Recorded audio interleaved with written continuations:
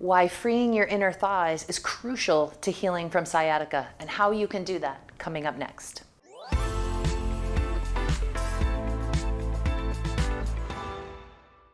It's not uncommon for me when I work with someone with sciatica pain and I start talking about their inner thighs or working in their inner thighs, the person goes, "No one has ever mentioned my inner thighs. No one has ever touched my inner thighs.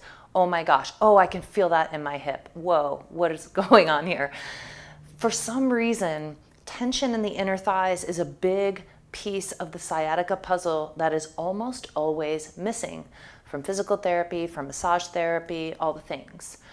And what I have found, and really I discovered it through healing my own sciatica, is that you cannot ignore the inner thighs. You cannot ignore the inner thighs because the inner thigh muscles are big, especially one in particular called adductor magnus.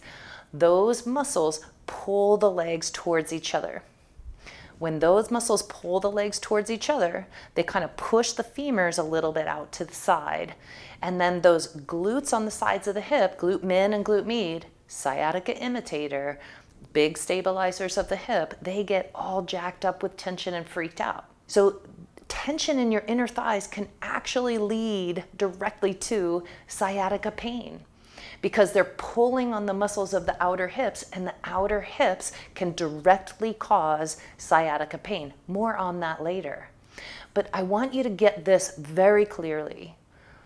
Releasing your inner thighs and doing movement breaks, which I'm going to show you in just a moment, a movement break to open and free the inner thighs, get those tissues hydrated, get them soft, and then that will help release the pull and the tension in two key places for sciatica healing: the outer hips and the lower back.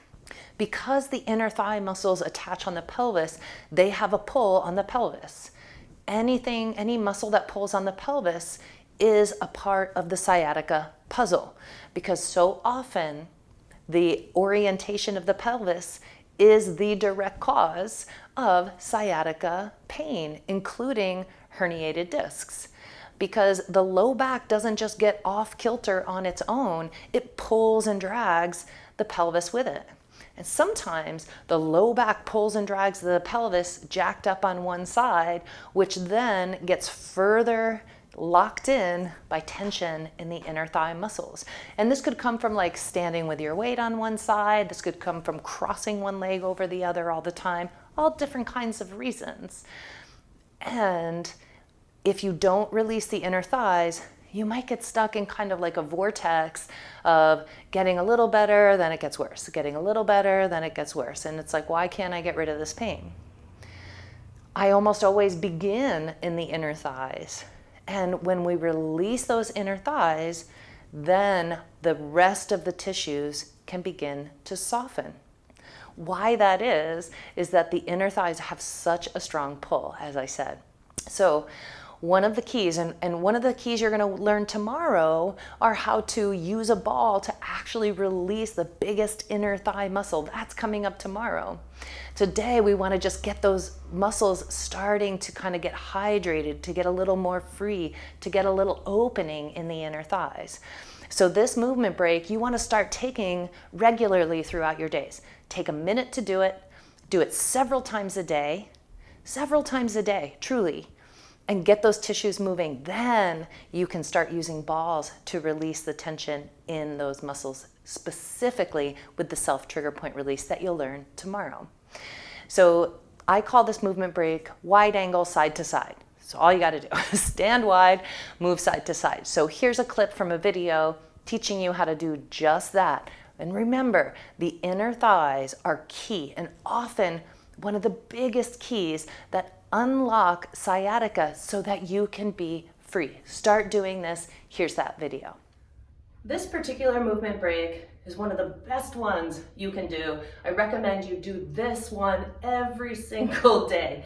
It opens up those inner thighs, helps to build the movement of the inner thighs and the outer hips together, and it feels so good. Wide angle, side to side. So I'm facing a chair, and I can put my hands down on the seat of the chair. Walk the feet out wide, and then you can go side to side. Notice I'm not staying for a long period of time, one side or the other. And I'm just going back and forth. You can get lower with your elbows and forearms down on the chair.